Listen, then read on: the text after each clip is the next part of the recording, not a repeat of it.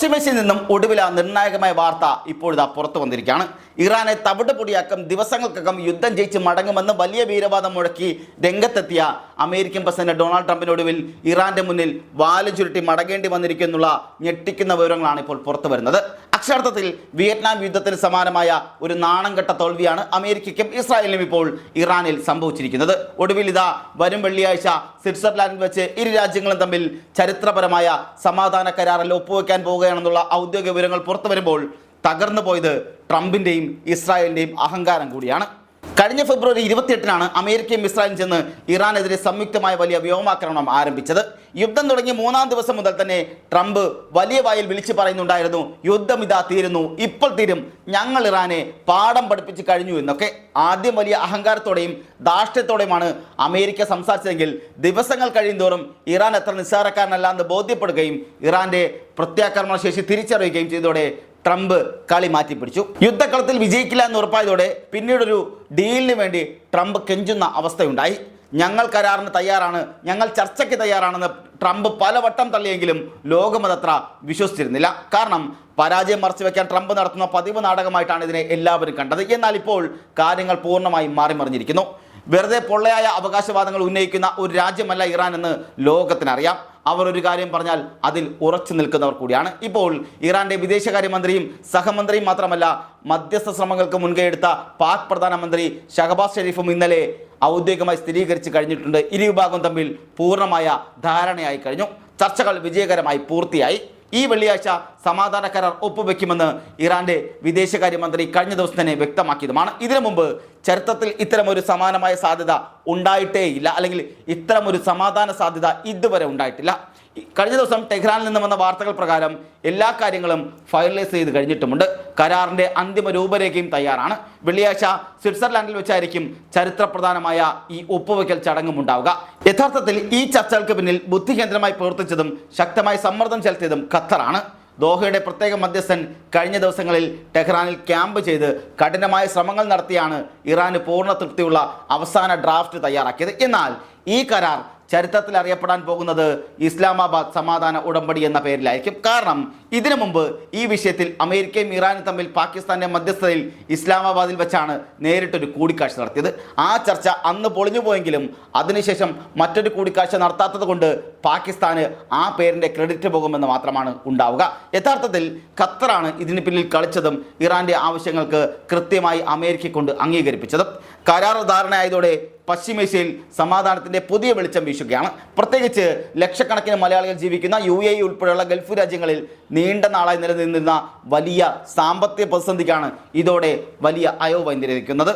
Gulf മേഖലയെ വരിഞ്ഞു മുറുക്കിയിരുന്ന യുദ്ധഭീതി ഒഴിഞ്ഞതോടെ കുതിച്ചുയർന്നുകൊണ്ടിരിക്കുന്ന ആഗോള എണ്ണവില കുത്തനെ താഴോട്ട് പതിച്ചിട്ടുമുണ്ട്. ഓഹരി വിപണിയിൽ അത്ഭുതപൂർണ്ണമായ ഉണർവാണ് കഴിഞ്ഞ 2 ദിവസമായി പ്രകടമാകുന്നത്.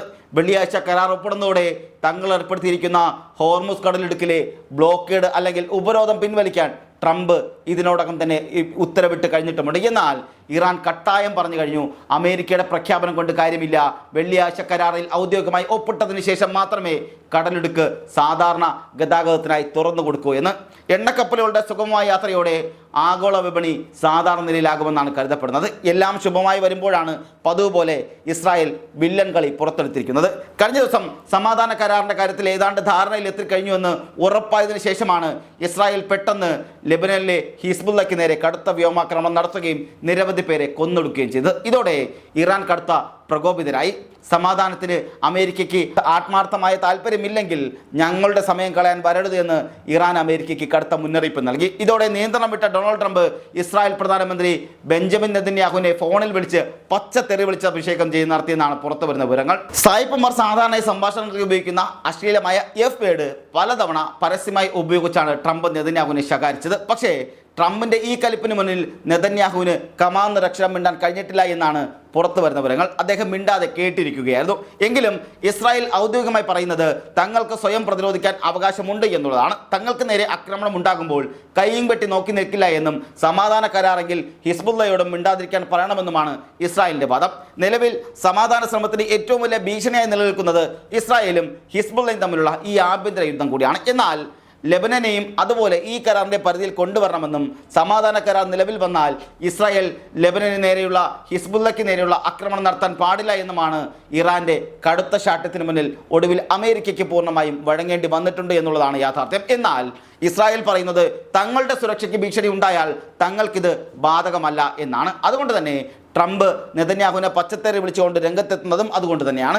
ഇത്തരം പ്രകോപനങ്ങൾ ഉണ്ടായാൽ ഇസ്രായേൽ തിരിച്ചടിക്കുകയും ചെയ്യും. ഇത് സമാധാന കരാറിനെ ബാധിക്കുമോ എന്നത് മാത്രമാണ് ഈ ബാക്കി നിൽക്കുന്ന സംശയങ്ങൾ എന്ന് പറയുന്നത്. എങ്കിൽ പോലും യുദ്ധം അവസാനിപ്പിക്കണമെന്ന് എല്ലാവർക്കും ആഗ്രഹമുള്ളതുകൊണ്ടും ഈ സമാധാന കരാർ ഇറാന് പൂർണ്ണമായും അനുകൂലമായതുകൊണ്ട് തന്നെ ഇത് നടപ്പിലാക്കുമെന്നാണ് അന്താരാഷ്ട്രമായ റിപ്പോർട്ടുകളും പുറത്തു വരുന്നത്. യഥാർത്ഥത്തിൽ ഇത് അമേരിക്കയുടെ സമ്പൂർണ്ണ പരാജയമാണ്. 1965 മുതൽ 73 വരെ നീണ്ട വിയറ്റ്നാം യുദ്ധത്തിൽ 58,000 അമേരിക്കൻ സൈനികരാണ് വിയറ്റ്നാമിൽ കൊല്ലപ്പെട്ടത്. വിയറ്റ്നാമിലെ തന്ത്രപ്രധാനമായ തുരങ്കങ്ങളും അവരുടെ ഗറില്ല ആക്രമണ രീതികളും അമേരിക്കൻ സൈന്യത്തിന് അന്ന് പിടിച്ചു നിൽക്കാൻ കഴിയാത്ത സാഹചര്യം ഒരുക്കുകയും ചെയ്തിരുന്നു. ഒടുവിൽ ലക്ഷക്കണക്കിന് വിയറ്റ്നാമികളെ കൊന്നൊടുക്കിയെങ്കിലും അമേരിക്കയ്ക്ക് തോറ്റ് പിന്മാറേണ്ടി വന്നു. അന്ന് 1973 പാരീസിൽ വെച്ചൊരു സമാധാന കരാറിൽ ഒപ്പിട്ട് ഞങ്ങൾ ജയിച്ചു, അതുകൊണ്ട് പിന്മാറുന്നുവെന്ന് ലോകത്തിന് മുന്നിൽ നാടകം കളിച്ചാണ് അമേരിക്ക അന്ന് പിന്മാറിയത്. സമാധാനമായ അല്ലെങ്കിൽ സമാനമായൊരു നാടകമാണ് ട്രംപ് ഇപ്പോൾ ഇറാനിലും കളിക്കുന്നത്. ഇറാന്റെ പരമോന്നത ആത്മീയ നേതാവ് ആയത്തുള്ള അലി ഖമനി അടക്കമുള്ള പ്രമുഖരെ വധിച്ച് കേവലം 3 ദിവസം കൊണ്ട് ഇറാന്റെ ഇന്റലിജൻസ് സംവിധാനങ്ങളെയും സൈന്യത്തെയും തകർക്കാമെന്ന അഹങ്കാരത്തിനാണ് അമേരിക്കയും ഇസ്രായേലും ഈ യുദ്ധത്തിനിറങ്ങിയത്. എന്നാൽ ഇറാന്റെ കൃത്യമായ തന്ത്രങ്ങൾക്കും പ്രത്യാക്രമണങ്ങൾക്കും മുന്നിൽ അമേരിക്കയ്ക്ക് ഒരു തരത്തിലും വിജയിക്കാൻ കഴിയാത്ത അവസ്ഥ വരികയും ചെയ്തു. ഒടുവിൽ തടിതപ്പാൻ വേണ്ടി ട്രംപ് ഏകപക്ഷീയമായി വെടിനിർത്തൽ പ്രഖ്യാപിച്ചു. ആ വെടിനിർത്തൽ കാലയളവിൽ അമേരിക്ക തകർത്ത തങ്ങളുടെ മിസൈൽ പ്രതിരോധ സംവിധാനങ്ങളുടെ 75% ഇറാൻ അതിവേഗം പുനർനിർമ്മിക്കുകയും ചെയ്തു. ഇതോടെ ഇറാന്റെ എല്ലാ നിബന്ധനകളും അംഗീകരിച്ച് 60 ദിവസത്തെ വെടിനിർത്തലിന് അമേരിക്കയ്ക്ക് വഴങ്ങേണ്ടി വന്നിരിക്കുകയാണ്. അതുകൊണ്ടാണ് അമേരിക്കൻ സൈന്യത്തിന് മറ്റു വഴികളില്ലാതെ തോറ്റോടിയെന്ന് അവർക്ക് തങ്ങളുടെ മുമ്പിൽ പിടിച്ചു നിൽക്കാൻ കഴിഞ്ഞില്ല എന്ന് ഇറാൻ സൈന്യം പരസ്യമായി പ്രഖ്യാപിച്ചിട്ടും വാ തുറക്കാൻ പോലും അമേരിക്കയ്ക്ക് ധൈര്യമില്ലാത്തത്. ഈ കരാറിലെ വ്യവസ്ഥകൾ പരിശോധിച്ചാൽ ആർക്കും മനസ്സിലാകും ഇത് ഇറാന്റെ വമ്പൻ വിജയമാണെന്ന്. ഒന്നാമതായി, ഹോർമുസ് കടലിടുക്ക് ഇറാന് മാത്രം നിയന്ത്രിക്കാൻ കഴിയില്ല എന്ന് പറഞ്ഞ് യുദ്ധത്തിനിറങ്ങിയ ട്രംപിന് ഒടുവിൽ അത് ഇറാന്റെ പൂർണ്ണ നിയന്ത്രണത്തിൽ തന്നെ തുറന്നു കൊടുക്കാൻ സമ്മതിക്കേണ്ടി വന്നു. രണ്ടാമതായി, ഇറാന്റെ എണ്ണ വിൽപ്പനയ്ക്ക് മേൽ അമേരിക്ക ഏർപ്പെടുത്തിയിരുന്ന എല്ലാ ഉപരോധങ്ങളും പിൻവലിക്കും. ഇറാൻ ഇനി ലോക വിപണിയിൽ സ്വതന്ത്രമായി എണ്ണ വിൽക്കാനും വാങ്ങാനുമുള്ള അവകാശം തിരികെ ലഭിക്കും.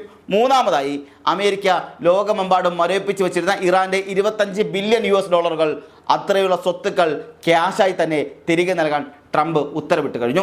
നാലാമതായി, ഏറ്റവും ഞെട്ടിക്കുന്ന കാര്യമെന്നത് അമേരിക്കയും ഇസ്രായേലും ബോംബിട്ട് തകർത്ത ഇറാന്റെ കെട്ടിടങ്ങളും അടിസ്ഥാന സൗകര്യങ്ങളും അമേരിക്കയുടെ നേതൃത്വത്തിൽ സഖ്യകക്ഷികൾ സ്വന്തം ചെലവിൽ പുനർനിർമ്മിച്ച് നൽകണമെന്നുള്ളതാണ്. അഞ്ചാമതായി, യുറേനിയം സമ്പുഷ്ടീകരണം തൽക്കാലം നിർത്തിവെക്കാൻ ഇറാൻ സമ്മതിച്ചിട്ടുണ്ട്. എന്നാൽ ഇതുവരെ സമ്പുഷ്ടീകരിച്ച യുറേനിയം അമേരിക്കയിലേക്കോ മറ്റൊരു രാജ്യത്തേക്കോ മാറ്റണമെന്ന കടുത്ത ഡിമാൻഡ് ഇറാൻ വെട്ടിനിർത്തുകയും ചെയ്തു.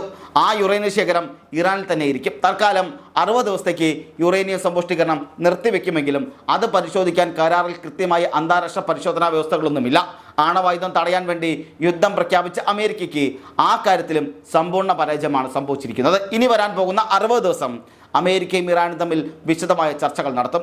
ഇറാന്റെ ആണവ പദ്ധതിയെക്കുറിച്ചുള്ള ധാരണകളിൽ ഒരു വിട്ടുവീഴ്ചയ്ക്കും ഒരുക്കവുമല്ല എന്നാണ് ഇറാൻ കട്ടായം പറയുന്നത്. അതേസമയം തന്നെ മറുഭാഗത്ത് ഇറാന്റെ മേലുള്ള സമ്പൂർണ്ണ ഉപരോധം പിൻവലിക്കണമെന്ന ആവശ്യവും അവർ മുൻപോട്ട് വച്ചിട്ടുണ്ട്. അങ്ങനെ യുദ്ധത്തിൻ്റെ എല്ലാ ലക്ഷ്യങ്ങളിലും സമ്പൂർണ്ണമായി പരാജയപ്പെട്ട് ഇറാന്റെ മുന്നിൽ മുട്ടുകുത്തിയാണ് അമേരിക്ക മടങ്ങുന്നതെങ്കിലും ഡൊണാൾഡ് ട്രംപിൻ്റെ തള്ളിന് മാത്രം യാതൊരു കുറവുമില്ല. അമേരിക്കയിലെ ഒരു പ്രസിഡന്റും ഇന്നേവരെ നടത്താത്ത അല്ലെങ്കിൽ ഇന്നേവരെ നേടാത്ത ചരിത്രപരമായ നേട്ടമാണ് ഞാൻ ഉണ്ടാക്കിയത്, ഞാനില്ലായിരുന്നെങ്കിൽ ലോകത്തിൻ്റെ അവസ്ഥ എന്താകുമായിരുന്നു, ഞാൻ ഇറാനുമായി സമാധാന കരാറിലെത്തി എന്നൊക്കെ അങ്ങനെ പറഞ്ഞുകൊണ്ട് ട്രംപ് കഴിഞ്ഞ ദിവസവും വമ്പൻ ഡയലോഗുകളൊക്കെ അടിച്ചുവിടുന്നുണ്ട്. ആകെ തോറ്റമ്പ് കീഴടങ്ങിയിട്ടും ഇത്രയും വലിയ ആത്മവിശ്വാസത്തോടെ ജനങ്ങളെ പറ്റിക്കാൻ ട്രംപിനല്ലാതെ ലോകത്ത് വേറെ ഏത് നേതാവിനാണ് സാധിക്കുക എന്നുള്ളതാണ് പ്രധാനമായി ചോദ്യമായി നിലനിൽക്കുന്നത്. എന്തായാലും പശ്ചിമേഷ്യയിലെ യുദ്ധഭീതിക്ക് തൽക്കാലം അറുതി വന്നിരിക്കുകയാണ്. വരും ദിവസങ്ങളിലെ ചർച്ചകൾ എങ്ങനെ മുന്നോട്ട് പോകുമെന്ന് നമ്മളിനി കണ്ടറിയേണ്ടതുണ്ട്.